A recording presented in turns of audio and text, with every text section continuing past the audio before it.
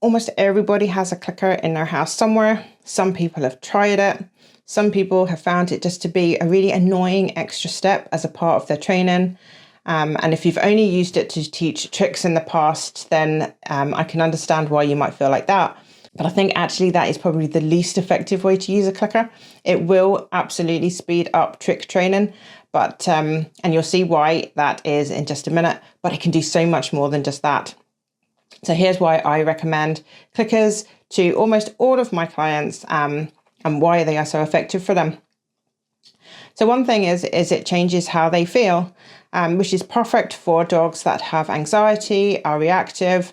It works because a reward makes your dog feel good. So when you trigger that rewarding feeling at the same time as pressing the clicker, the dog's brain gets really confused about where the feeling came from, and it starts to think that the clicker's created that feeling.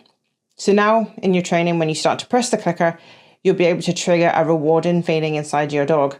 So that little hit of dopamine that they get when you give them their reward, all of a sudden now the clicker is going to start stimulating that feeling and that little hit of dopamine without the need of a treat. So if you're going to use it for your reactive or your anxious dog, your goal is to dilute the trigger for them to make it easier to cope with. Then you'll use your clicker, give them plenty of clicks. This will boost their confidence and a sense of achievement while their trigger is still present.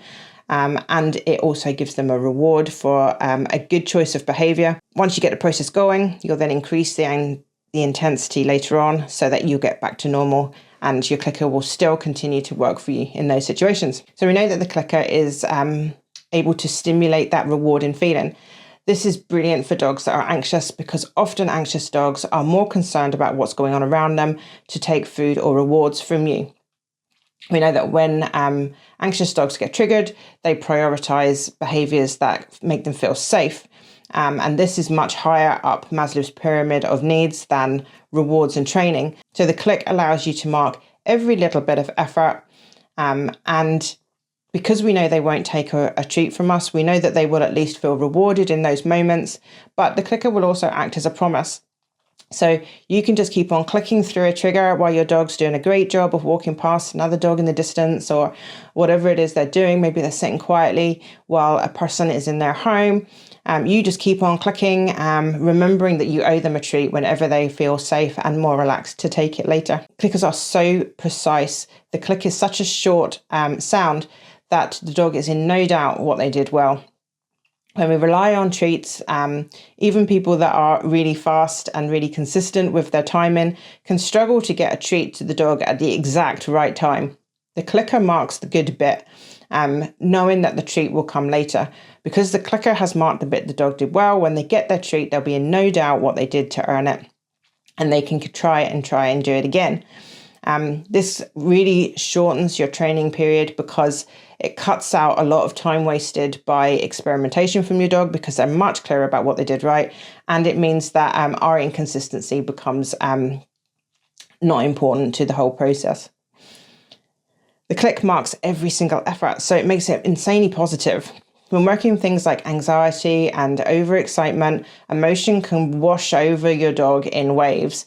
This means that all the calm bits can get clicks and all those emotional highs can just get ignored. It takes the emphasis away from what went wrong and it encourages the good choices and it reminds them of all the bits that went really well. And on that, we know that nothing is wasted now because if you were walking past something that you knew that would trigger your dog, if you're using a treat as a lure or a toy or something like that, maybe you get halfway past, your dog's done a really great job, and then all of a sudden they get overwhelmed and then it all goes a little bit bloopy and that's the end of that.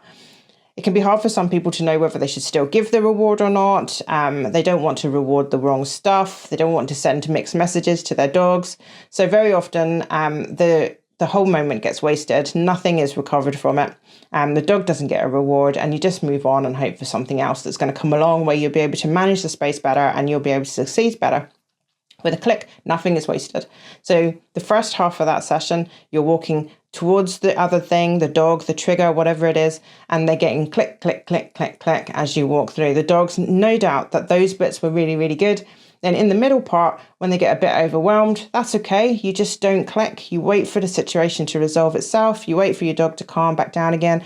And when they come back to where you were, then you just continue with the clicks and just walk away as if nothing happened. Then you still can do your reward because your dog's had the clicks. The clicks are the bit that tells them what he's done well. So nothing of that is wasted. Your dog has maybe had 20 or 30 pieces of feedback about all the brilliant bits he did. So that bit in the middle wobbled a bit. That becomes so irrelevant. It's all about the bits that he did well. And that means that that situation was not wasted. This is brilliant for this. And that is why I recommend it a lot for reactive and anxious dogs, because it's so easy for them to get overwhelmed and wobble in the middle of experience. And we don't want to waste all the stuff they did well before and after the wobble. So the click captures all of that. And lastly, really, a clicker is such a great tool for building resilience. You'll need this if your dog is prone for trigger stacking. That means then that if your dog has already been triggered by something, they don't recover well before you meet something else. And then instead of starting from a neutral place, which they did the first time, they're already reeling from the first experience, and that's where they start. And it means then that the new anxiety is stacked on top of the old anxiety. And by the time you get to the third or fourth experience, your dog can cope with nothing at all. Resilience is the bit that helps your dog bounce back from things when they go wrong. And clickers are fantastic for helping boost that resilience up. So I often try to include them in a plan because nothing is predictable. Nothing, you can't be sure that everything's going to go perfect all the time. So many factors can affect what happens to you when you're out for your walks or when you're working with your dog in different situations, that the chances are they will eventually get triggered. But what we don't want them to do is to be stuck in that state of anxiety for minutes, hours, even days and weeks afterwards. If it happens long enough, then it raises the whole level of stress overall. So even when your dog is at their calmest, the stress levels will be higher than they would have been before this problem started. So your clicker helps them recover from each one, and it means you're always starting from a neutral place. And that's so important when you're working through anxious and reactive dog behavior problems. It's probably more important than anything else you can do. Just using a clicker and having a pause between the click and getting the treat, that little bit of anticipation, that's the bit that contributes to that feeling of resilience and that ability to recover quickly and start again from scratch when they next meet their next trigger.